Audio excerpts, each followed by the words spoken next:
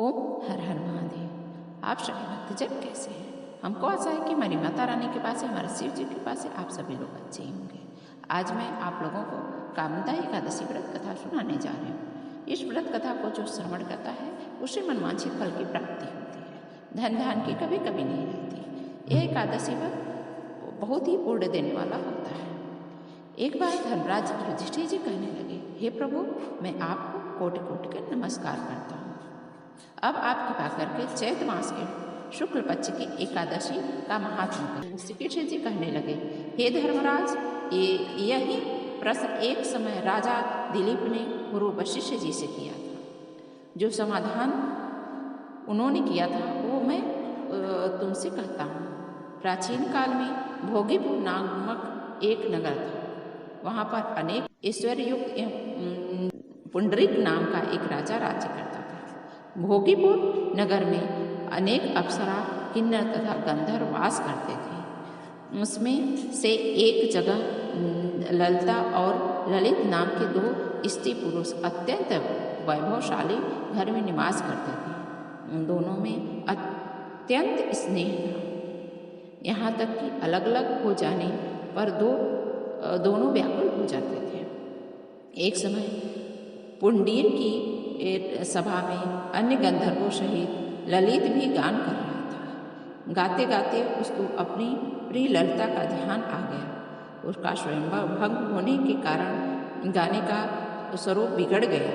ललित के मन के भाव जानकर कारकोट नामक नाग ने पद भंग होने का कारण राजा से कह दिया।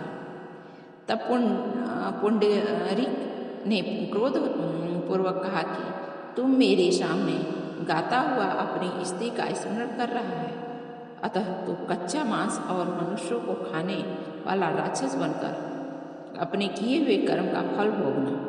पुंडरीक के श्राप से ललित उसी क्षण महाकाय विलास राक्षस हो गया। उसका मुख अत्यंत भयंकर, नेत्र सूर्य चंद्रमा की तरह प्रदीप्त तथा मुख में अग्नि निकलने लगी। उसकी नाक पर्वत की कंदरा के समान विशाल हो गई और गर्दन पर्वत के समान लगने लगी। सिर के बाल पर्वत पर खड़े वृक्षों के समान लगने लगे तथा भुजाएं अत्यंत लंबी हो गई। कुल मिलाकर के उसका शरीर 8 योजन के विस्तार में हो गया। इस प्रकार राक्षस होकर वह अनेक प्रकार के दुख भोगने लगा। जब उसकी प्रियतमा ललिता को यह वृतांत मालूम हुआ तो उसे अत्यंत खेद हुआ। वह अपने के पति के उद्धार का यत्न सोचने लगी। वह राक्षस अनेक प्रकार के घोर दुख सहता हुआ घने वनों में रहने लगा। उसकी स्त्री उसके पीछे पीछे जाती और विलाप करती रहती। एक बार ललिता अपने पति के पीछे घूमती घूमते विंध्याचल पर्वत पर पहुंच गई, जहाँ पर भृंगी ऋषि का आश्रम था।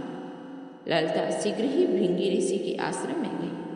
वहाँ जाकर के विनीत भाव से प्रार्थना करने लगी। उसे देख करके भृंगी ऋषि बोले, हे सुभगे, तुम कौन हो और यहाँ किस लिए आई? ललिता बोली कि हे मुने, मेरा नाम ललिता है। मेरा पति राजा पुंडरीक के श्राप से विशालकाय राक्षस हो गया। इसका मुझ पे महान दुख है। उसके उद्धार का कोई उपाय बताइए। भृंगी ऋषि बोले, हे गंधर्व कन्या, अब चैत्र मास के शुक्ल पक्ष की एकादशी आने वाली है, जिसका नाम कामदा एकादशी व्रत है। इसका व्रत करने से मनुष्य के सब कार्य सिद्ध होते हैं। यदि तू कामदा एकादशी का व्रत कर रही है तो प्राप्ति होगी और तुम्हारे पति शीघ्र ही राक्षस योनि से मुक्त हो जाएंगे। राजा का श्राप भी अवश्य ही शांत हो जाएगा। मुनि के ऐसे वचन सुनकर ललिता ने चैत्र शुक्ल पक्ष एकादशी पर अपने पति के लिए व्रत किया और द्वादशी को ब्राह्मणों के सामने अपने व्रत का फल अपने पति को देती हुई भगवान से इस प्रकार प्रार्थना करने लगे, हे प्रभु, मैंने जो भी व्रत किया है उसका फल मेरे पति देव को प्राप्त हो, जिससे वह राक्षस योनि से मुक्ति पा जाए। एकादशी का फल देते ही उसका पति राक्षस योनि से मुक्त हो गया, अपने पुराने स्वरूप को प्राप्त हुआ। फिर अनेक सुंदर वस्त्र आभूषणों से युक्त होकर ललिता के साथ विहार करने लगा। उसके पश्चात वे दोनों विमान पर बैठ करके स्वर्गलोक को चले गए। वशिष्ठ मुनि कहने लगे कि हे राजन, इस व्रत को विधि पूर्वक करने से समस्त पाप नाश हो जाते हैं तथा राक्षस आदि की योनि भी छूट जाती है। संसार में इसके बराबर कोई और दूसरा व्रत नहीं है। इसकी कथा पढ़ने या सुनने से वाजपेयी यज्ञ का फल प्राप्त होता है। तो ये कथा आपको सुन करके कैसी लगा हो? यदि कथा अच्छी लगी हो तो आप कृपया करके लाइक करिए, सब्सक्राइब करिए, शेयर करिए।